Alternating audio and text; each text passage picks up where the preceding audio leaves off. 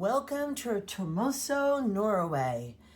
This was such a secret gem. Yes, I know this is the birthplace of cold plunging and breath work and all that good stuff, but who knew it was just going to be right outside my hotel window?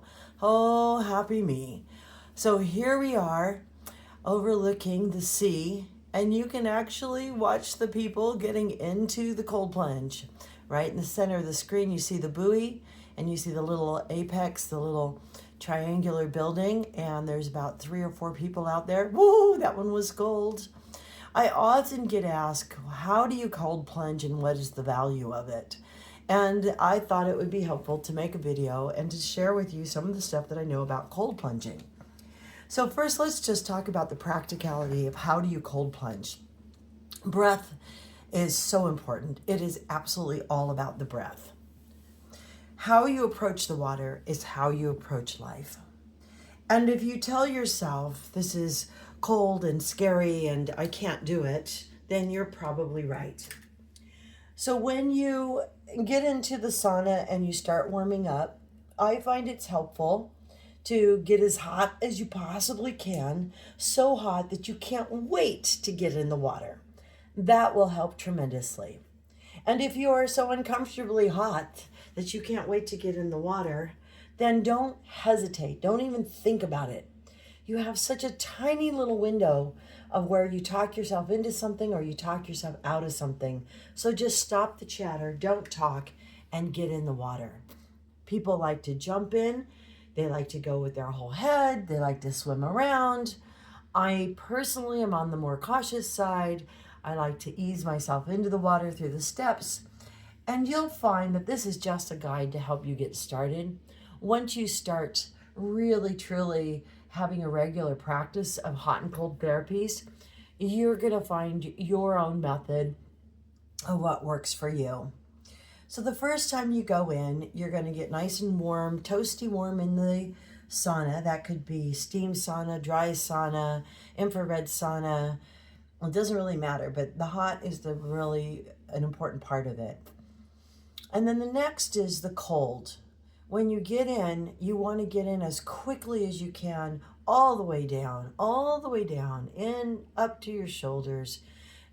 If you want to do your neck and head, that's a personal choice. I personally don't do mine, but I could. I just don't. It takes too long for my hair to dry.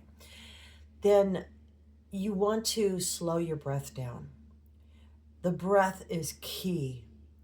What is happening when you get into the warm water, the warm sauna, or when you get into the cold 46, 37 degree water, you will trip off your fight or flight. This is called controlled stress. When you trip that off and you start, gotta get out of here, it's cold, it's hot, then you don't allow your body to work its magic and regulate. You want to bring it from the sympathetic into the parasympathetic. That means slow the breathing down. Watch the affirmations. Watch what you tell yourself. And see if you can count to 5 to 10 seconds on the inhale, 5 to 10 seconds on the exhale. It's the breath.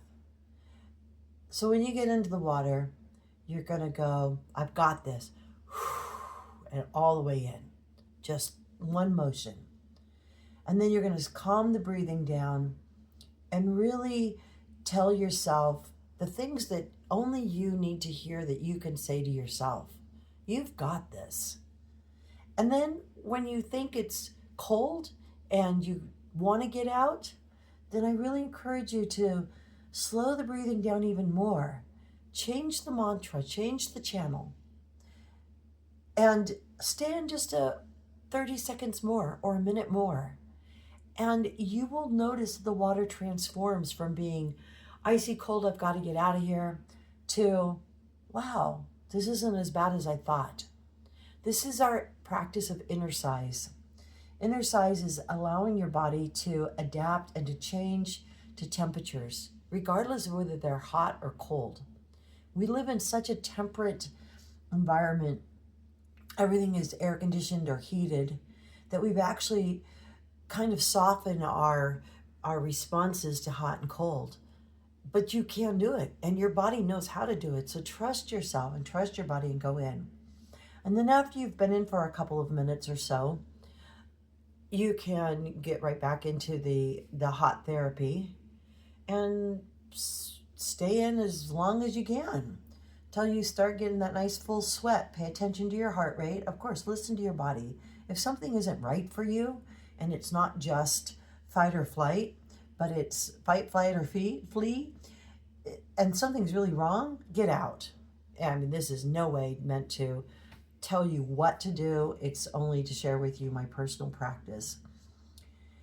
I can go back and forth between the water several times. Within an hour, probably 4 times is pretty normal for me.